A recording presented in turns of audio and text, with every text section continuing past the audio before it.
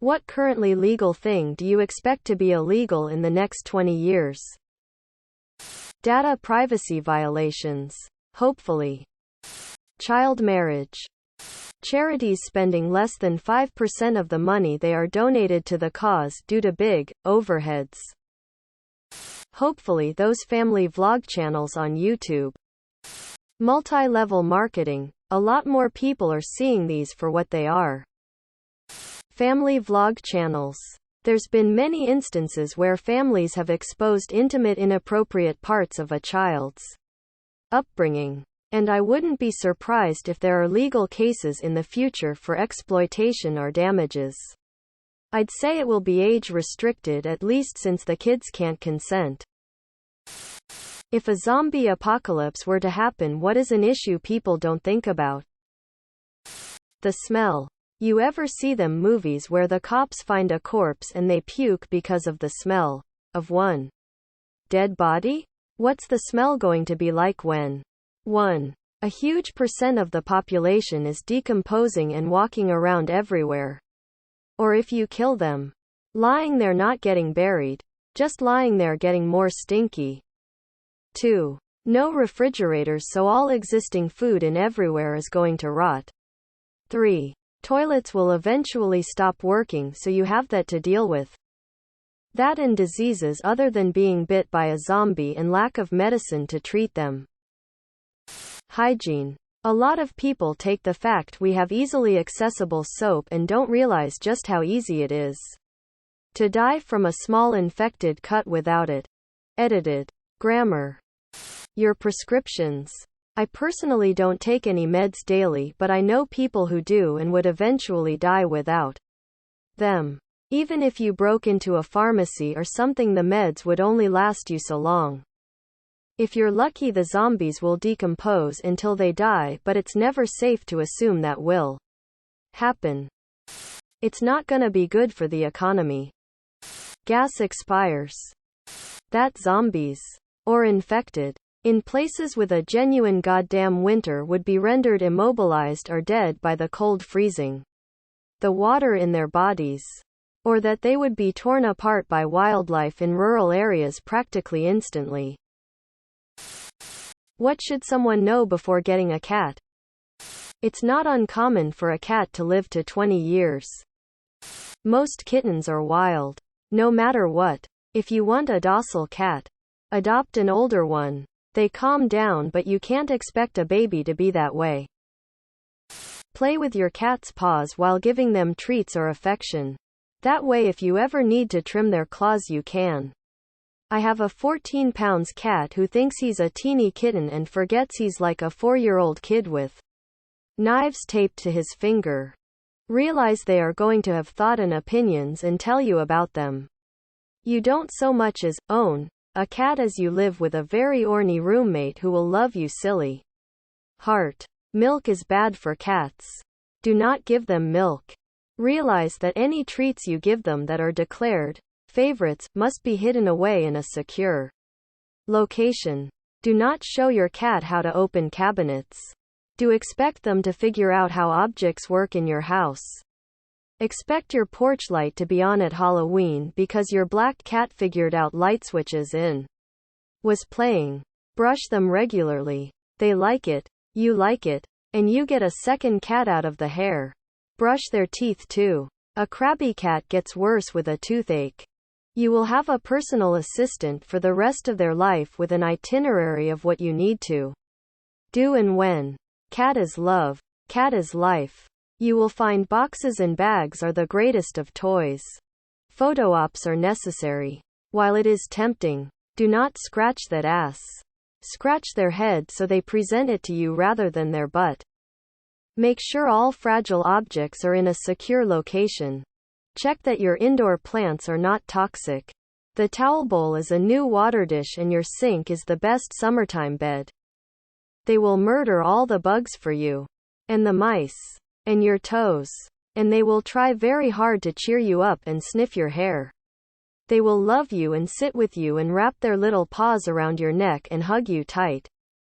Then you will wake up with one on either side and realize the crazy old Catwoman had it right all along.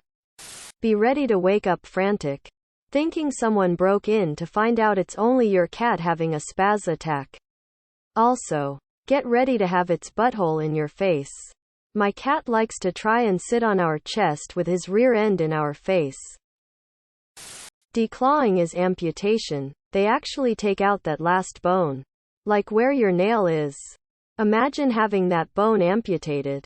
If they ever get lost, they're defenseless. Even if they don't get lost and live safely inside, it messes up their skeleton because the way they walk changes. Inevitable issues like back pain. Edit. Many people are adding that trimming is the way to go. This is absolutely correct. Just want to put this up here. Make sure to watch videos of where to trim. Never ever cut the pink part or even close to it. Just to be safe. Just getting the very tip is all you need. They don't need short or entirely flat nails to stop doing damage. Just get the very point of the claw. Edit 2. With kittens, you may need a bit of patience to teach them that playing rough is wrong. Make an abrupt, high-pitched noise like a yelp. Then ignore them for a short while. Slap their ears lightly, not the cartilage, just so they feel a pinch on the very tips. Only on the skin. Be gentle back when they start being more gentle. Let them know they've hurt you.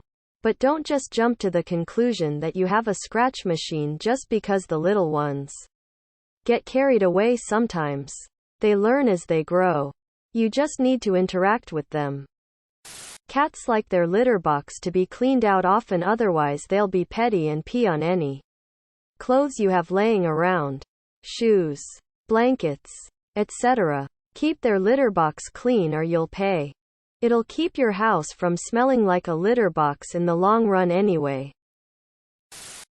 What do you think of Justin Trudeau's plan to freeze the sale, importation and transfer of handguns in Canada?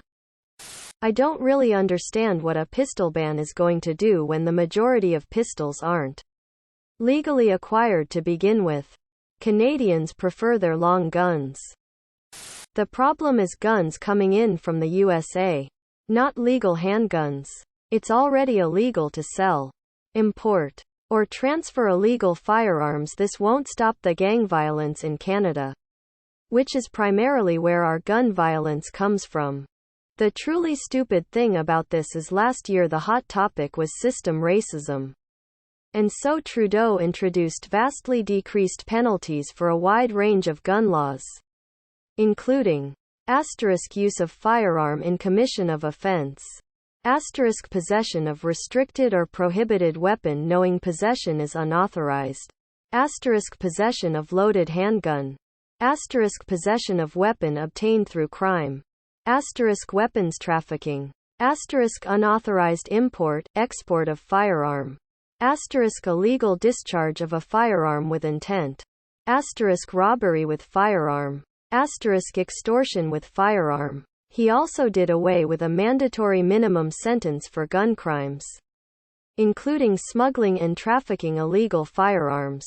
The reason he did these things was that he claimed these punishments unfairly impacted particular demographics and thus represented system racism in our justice system. Now he's acting like he's doing something about gun violence through the handgun ban. And by increasing the penalties that he diminished 1 year earlier for gun-related crimes like smuggling. He's basically a walking, talking virtue signaling joke. I don't even like guns. And were it up to me, I'd get rid of them. But he doesn't seem to even have any opinion of his own. He simply runs into the spotlight to enact ineffective or unnecessary laws in response to whatever is the current most discussed cultural topic, oftentimes originating in the USA. The moment Canada gets a half-decent politician whose head isn't up Big Oil's ass, Scheer, O'Toole, or weirdly up the Liberal Party's ass, Singh, or up their own asses, Green Party, Canadians are going to flock to that alternative and be rid of this whole mess of clowns. Seems like a solution to a problem Canada doesn't really have. I'm all for putting restrictions on buying and selling firearms, but didn't we already have pretty strict handgun laws already? This seems like a motivated push capitalizing on a tragedy, and that's pretty uncool. Not to mention disarming the working class doesn't sound like a good thing in a society where police already have too much power. I'm very left-leaning politically and generally support pushes like this. But this is just a dumb move by the Liberals for both policy and PR. It's also banning airsoft in his new bill. One of my favorite hobbies I have sunk thousands into. Not that it matters much. But it's irritating to see the Liberals do this and to hear that Liberal MPs don't care to hear any argument that isn't against airsoft for no reason. Edit. Grammar. Disclaimer. I'm Canadian. I like guns. I also am very happy with our existing gun control that's drastically reduced firearm accidents and suicides. But this is mostly pointless policy. The important part of the proposal is the content regarding cracking down on the illegal trade. Because most guns used in crime here are black market from the US. But I generally support fewer guns in society as a whole. Whatever policy achieves that seems to have been effective nearly everywhere else. And it's pretty common sense. But the issue with this, and the prior, assault rifle, bill is that it's mostly targeting legal ownership for firearms that are rarely involved with crime. So that ends up being the media storm. And harms actual effective policy that's tied to it. And they're right to be upset. For what it's worth, I don't think anyone needs a handgun in Canada. I do think they're valuable tools to be used up north and for protection from wildlife. But nothing more than that. Subscribe, my brothers.